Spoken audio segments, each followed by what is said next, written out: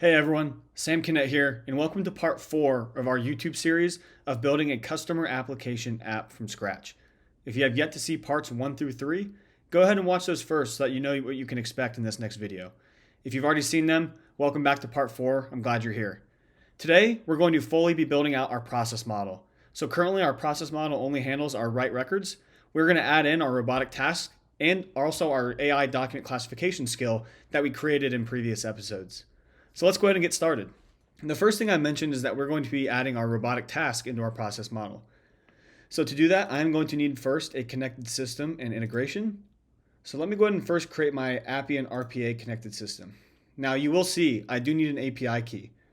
So I'm actually going to cancel out of this and go grab my API key first. Let's go into our admin console. You'll see over here we have our web API authentication. Let's go ahead and click create, and we'll just name this customer application API. We'll give this a service account. I already have one created. So we'll just select our community.edition service account and click create. Now I don't want to lose this API key because once I close out, I will lose it. So I'm going to make sure that it's copied to my clipboard. The other thing I want to do is I want to add that service account. Oh, looks like I already have a service account. That is funny. I don't know where that one came from. I'm going to add our other one in. So I'm going to add our community edition service account in. Go ahead and click add. So now just to make sure that that service account has access to some of our objects. So as mentioned, I'm going to create my connected system. Select Appian RPA. You will select this as customer app RPA. Connected system for Appian RPA. Paste in that API key that we got earlier. Test to make sure everything's working. That looks good. We love that green box. So go ahead and click create. And I am going to save the default security that Appian provides. All right, now the more fun parts, our integration. So we are going to use our CA customer app. And we're going to select Execute Robotic Task. So we want that robotic task that we created earlier to execute when this is called. We will call this Get ESG Score. Integration for kicking off robotic task to get ESG score. Really simple. Go ahead and create it. And it's going to open up our integration for us. And this is really simple. We're just going to select the integration we created earlier, our get ESG score. Wait, not integration, robotic task. I might have said that wrong. We'll leave it as first available robot. So whatever robot within our robotic pool that this robotic task has will be called. I'm not going to set a description or priority today, but I am going to update this value for our parameter down here. You can see it says Accenture, which is our initial value that we provided. I don't want it to be Accenture every time. I actually want it to be our company name variable that we provide it. That's going to be of type text. And instead of Accenture, as I mentioned, I'm going to make this our rule input company name so that it works for any company that is provided. We're all set there, so I'm going to go ahead and click save. Let it do its thing for a second. Make sure all that works. Perfect. All right, so now let's open up our process model that I mentioned earlier that we're going to be filling out completely. As mentioned, we already have our write records in there, so that's all good. I'm just going to make a little more room here. And I'm going to search for Execute Robotic Task and drag it into our designer here, into the node. Now I am going to remove activity chaining as we don't support activity chaining into a robotic task. In the setup, I'm going to type our integration name, which is CA get ESG score. And then we're going to configure our inputs and outputs. So what are we inputting into this integration and what are we outputting? So obviously, as we just set up, we input a company name, which in this case is going to be of our record variable and the company name that we get from our start process form. So we will go ahead and save that. And actually, we're going to go to our outputs and we're going to create a new custom output. Now we're going to access the variables that are output from this process. So that's going to be our AC bang variables.ESG score. And so that is going to grab our ESG score from the process, and then we will store it into the ESG score variable. Kind of makes sense, right? All right, awesome. So we have our Execute Robotic Task Smart Service fully set up. I am going to save because I don't want to lose my progress. That's never a good thing. So we already have that. Now the next thing, as I mentioned, is we're going to include our AI skill for document classification in here. The first thing that you are going to want to do, I don't know if you remember all the way back to episode 1, but we actually created our AI skill document classification. When you open that up, you will see that our training model gives us some really good results. It looks like it trained very well. We have 100% accuracy.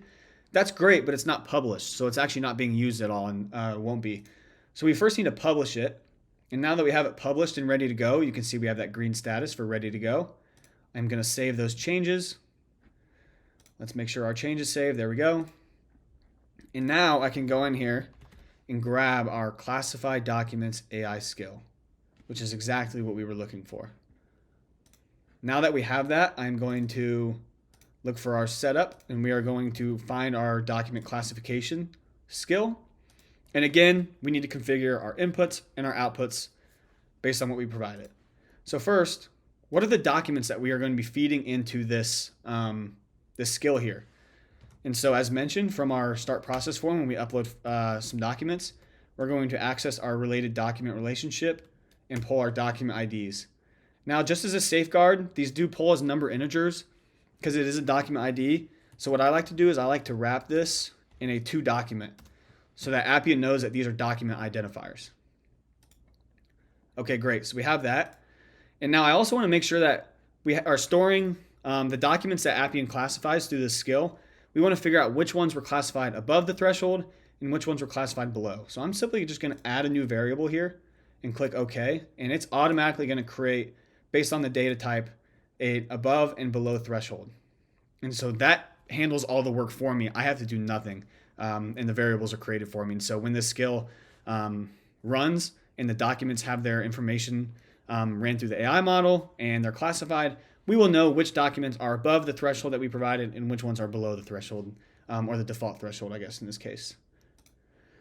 Now, last thing we need to do is we have this information that we've learned from our AI skill, but we need to make sure that it's assigned to the correct documents. So we need to make sure that the information we learn is then sent back into our variables so that we can then write the correct information to our database. And so that's what we're going to use this script task for. Now, I do have two different variables that I want populated with this, and they do involve a little bit of back-end code. I'm not going to actually type them out, but if you follow our, for the ESG portal with process automation course that is available on the community, if you follow the course, the instructions will outline the code that you can use, or you could just reference it here as I go through. But this is the first chunk of code I'm actually going to copy over. Let me grab it and paste it in. So what this code does is it's going to check for our above threshold variable. So when the AI skill runs, it's going to check for the types of documents that met the above threshold. And if those types contain payment authorization form and non-disclosure agreement, then it's going to output true.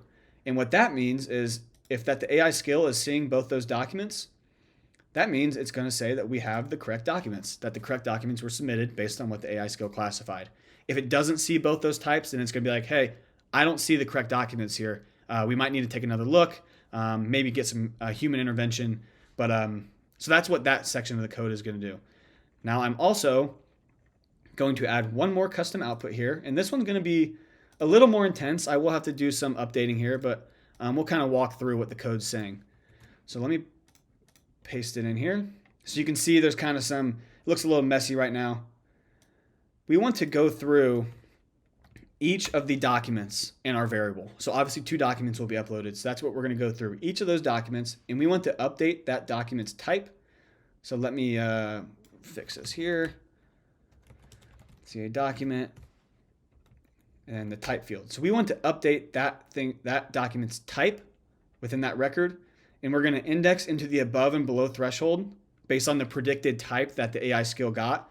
And we want to look where that type has the same document ID. And so let me also update this. Record type, say document. Let me just double check here. So yep, we're looking for the document ID. So record type, say document. See, sometimes I can even get tripped up. So we're going to grab document ID.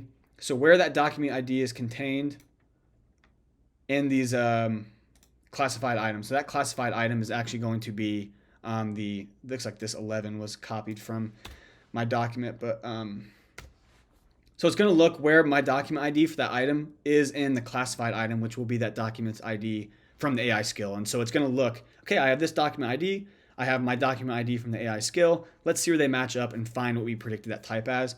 And it's going to save that type to that document. Now, if it's like, hey, I didn't know what this document was, that's what this is for. It's going to be like, hey, we don't know what type it is, so we're just going to assign a needs verification, and we can route this for human intervention. So it looks like we're all good there. I believe everything has been taken care of and that this code looks good. So I'm going to save, and this is going to be saved as our documents. So it is updating those document fields at those indexes that we provided. And so we will just save it as the related document record. So that all looks good there. I am going to make sure that the process looks good here. We have, one thing I missed. I'm going to disable activity chaining as well for our AI skill. So just as we did for our robotic task, no activity chaining into our AI skill. And so everything else looks good. Our robotic task will kick off, give us our ESG scores. Classified documents looks good. That's been set up. We technically could run these simultaneously, but we'll just run them one after the other so that we can get the ESG score and then classify the documents. This will manipulate our data to make sure we're passing the correct document type and making sure we have the correct documents uploaded. So kind of a verification check. And then lastly, we have our write records. So making sure all the data that we just gathered, the ESG score, the document information is uploaded to our database so that we can have access to it in the future for whatever we may need. And that's it. I'm going to save and publish this. And just like that, we were able to fully configure our process model that would be used whenever somebody submits a customer application. I hope you liked this video. Please check the description below for additional viewing suggestions. Also, please subscribe to our channel so that if we ever upload any other future videos, you will be notified so you can always stay up to date on the latest and coolest Appian features. Thank you so much for watching. Happy learning, and I'll see you next video in the final video of this series. Thank you so much.